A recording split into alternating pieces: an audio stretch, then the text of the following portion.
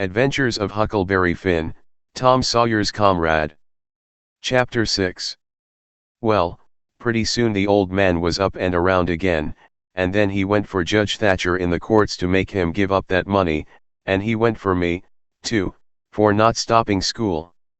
He catched me a couple of times and thrashed me, but I went to school just the same, and dodged him or outrun him most of the time. I didn't want to go to school much before, but I reckoned I'd go now to spite Pap. That law trial was a slow business, appeared like they weren't ever going to get started on it, so every now and then I'd borrow $2 or $3 off of the judge for him, to keep from getting a cowhiding. Every time he got money he got drunk, and every time he got drunk he raised Cain around town, and every time he raised Cain he got jailed.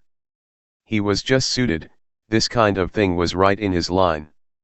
He got to hanging around the widows too much, and so she told him at last that if he didn't quit using around there she would make trouble for him. Well, wasn't he mad? He said he would show who was Huck Finn's boss. So he watched out for me one day in the spring, and catched me, and took me up the river about 3 miles in a skiff. And crossed over to the Illinois shore where it was woody and there weren't no houses but an old log hut in a place where the timber was so thick you couldn't find it if you didn't know where it was. He kept me with him all the time, and I never got a chance to run off. We lived in that old cabin, and he always locked the door and put the key under his head nights. He had a gun which he had stole, I reckon, and we fished and hunted, and that was what we lived on. Every little while he locked me in and went down to the store, 3 miles, to the ferry, and traded fish and game for whiskey, and fetched it home and got drunk and had a good time, and licked me. The widow she found out where I was by and by, and she sent a man over to try to get hold of me, but Pap drove him off with the gun, and it warn't long after that till I was used to being where I was, and liked it. All but the cowhide part. It was kind of lazy and jolly, laying off comfortable all day, smoking and fishing, and no books nor study. 2 months or more run along, and my clothes got to be all rags and dirt, and I didn't see how I'd ever got to like it so well at the widow's, where you had to wash, and eat on a plate, and comb up, and go to bed and get up regular. And be forever bothering over a book, and have old Miss Watson pecking at you all the time. I didn't want to go back no more. I had stopped cussing, because the widow didn't like it, but now I took to it again because Pap hadn't no objections. It was pretty good times up in the woods there, take it all around. But by and by Pap got too handy with his hickory, and I couldn't stand it. I was all over welts. He got to going away so much, too, and locking me in. Once he locked me in and was gone 3 days. It was dreadful lonesome. I judged he had got drowned, and I wasn't ever going to get out any more. I was scared. I made up my mind I would fix up some way to leave there.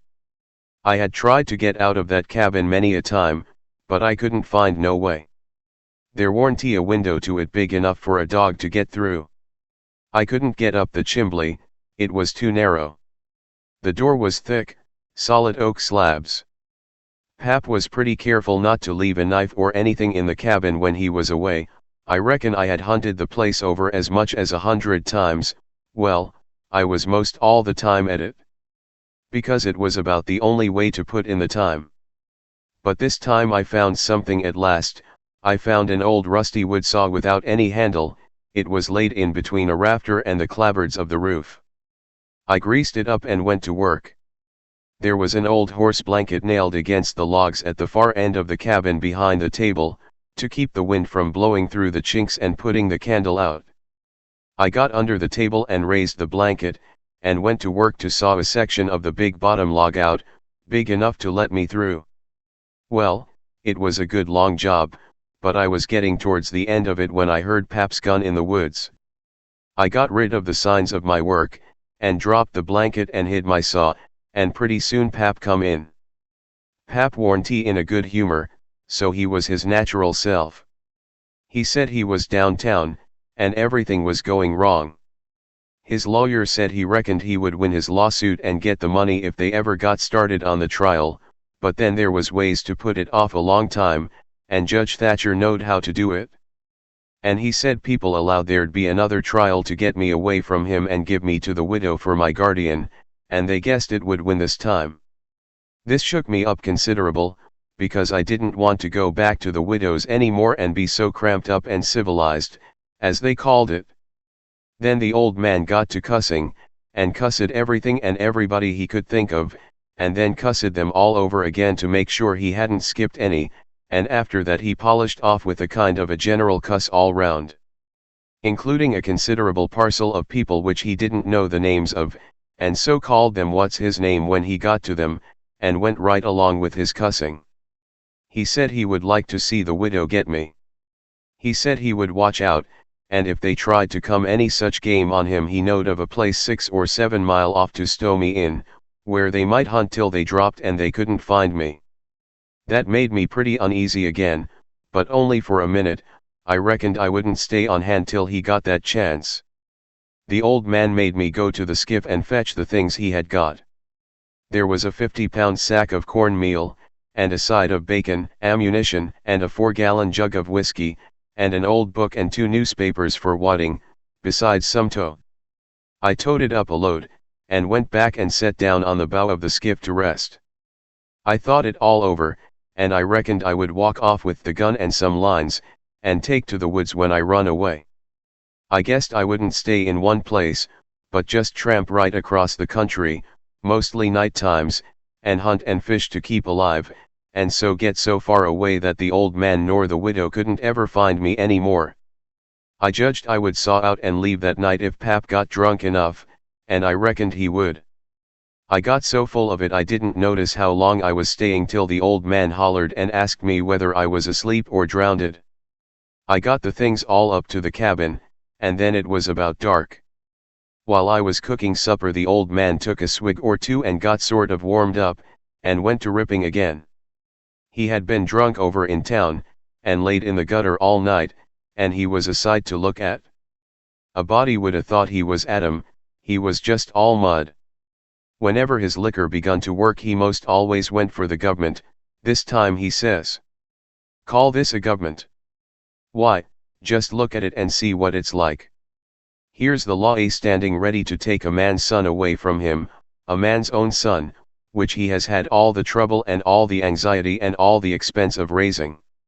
Yes, just as that man has got that son raised at last, and ready to go to work and begin to do suthin' for him and give him a rest, the law up and goes for him. And they call that government. That ain't all, nuther. The law backs that old Judge Thatcher up and helps him to keep me out o' my property. Here's what the law does, the law takes a man worth $6,000 and upards, and jams him into an old trap of a cabin like this, and lets him go round in clothes that ain't fittin' for a hog. They call that government. A man can't get his rights in a government like this. Sometimes I've a mighty notion to just leave the country for good and all. Yes, and I told em so, I told old Thatcher so to his face. Lots of em heard me, and can tell what I said. Says I, for 2 cents I'd leave the blamed country and never come a near it agin. Them's the very words. I says look at my hat, if you call it a hat, but the lid raises up and the rest of it goes down till it's below my chin, and then it ain't rightly a hat at all, but more like my head was shoved up through a jint o' stovepipe. Look at it, says I, such a hat for me to wear, one of the wealthiest men in this town if I could get my rights. Oh, yes, this is a wonderful government, wonderful. Why, looky here. There was a free nigger there from Ohio, a mulatter, most as white as a white man. He had the whitest shirt on you ever see, too, and the shiniest hat, and there ain't a man in that town that's got as fine clothes as what he had, and he had a gold watch and chain, and a silver-headed cane. The awfulest old gray-headed nabob in the state. And what do you think? They said he was a professor in a college, and could talk all kinds of languages, and knowed everything. And that ain't the wust. They said he could vote when he was at home. Well, that let me out. Thinks I, what is the country a coming to? It was 'lection day, and I was just about to go and vote myself if I warn't too drunk to get there, but when they told me there was a state in this country where they'd let that nigger vote, I drawed out. I says I'll never vote agin. Them's the very words I said. They all heard me, and the country may rot for all me, I'll never vote agin as long as I live. And to see the cool way of that nigger, why, he wouldn't a give me the road if I hadn't shoved him out o' the way. I says to the people, why ain't this nigger put up at auction and sold? That's what I want to know. And what do you reckon they said? Why, they said he couldn't be sold till he'd been in the state 6 months, and he hadn't been there that long yet. There, now, that's a specimen. They call that a government that can't sell a free nigger till he's been in the state 6 months. Here's a government that calls itself a government, and lets on to be a government, and thinks it is a government, and yet's got to set stock still for 6 whole months before it can take a hold of a prowling, thieving, infernal, white shirt free nigger, and Pap was a-going on so he never noticed where his old limber legs was taking him to, so he went head over heels over the tub of salt pork and barked both shins, and the rest of his speech was all the hottest kind of language. Mostly hove at the nigger and the government, though he give the tub some, too, all along, here and there. He hopped around the cabin considerable, first on one leg and then on the other, holding first one shin and then the other one, and at last he let out with his left foot all of a sudden and fetched the tub a rattling kick. But it warn't good judgment, because that was the boot that had a couple of his toes leaking out of the front end of it, so now he raised a howl that fairly made a body's hair raise, and down he went in the dirt, and rolled there. And held his toes, and the cussing he done then laid over anything he had ever done previous. He said so his own self afterwards.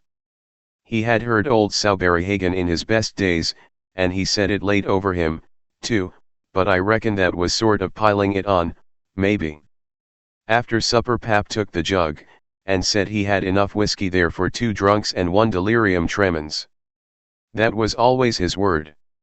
I judged he would be blind drunk in about an hour, and then I would steal the key, or saw myself out, one or t'other. He drank, and tumbled down on his blankets by and by, but luck didn't run my way. He didn't go sound asleep, but was uneasy. He groaned and moaned and thrashed around this way and that for a long time. At last I got so sleepy I couldn't keep my eyes open all I could do, and so before I knowed what I was about I was sound asleep, and the candle burning. I don't know how long I was asleep, but all of a sudden there was an awful scream and I was up. There was Pap looking wild, and skipping around every which way and yelling about snakes. He said they was crawling up his legs, and then he would give a jump and scream, and say one had bit him on the cheek, but I couldn't see no snakes. He started and run round and round the cabin, hollering take him off. Take him off. He's biting me on the neck. I never see a man look so wild in the eyes.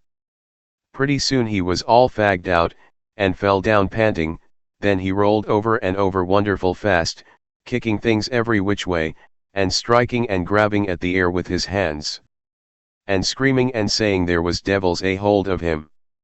He wore out by, and laid still a while, moaning. Then he laid stiller, and didn't make a sound. I could hear the owls and the wolves away off in the woods, and it seemed terrible still. He was laying over by the corner. By and by he raised up part way and listened, with his head to one side. He says, very low, tramp, tramp, tramp, that's the dead, tramp, tramp, tramp, they're coming after me, but I won't go. Oh, they're here.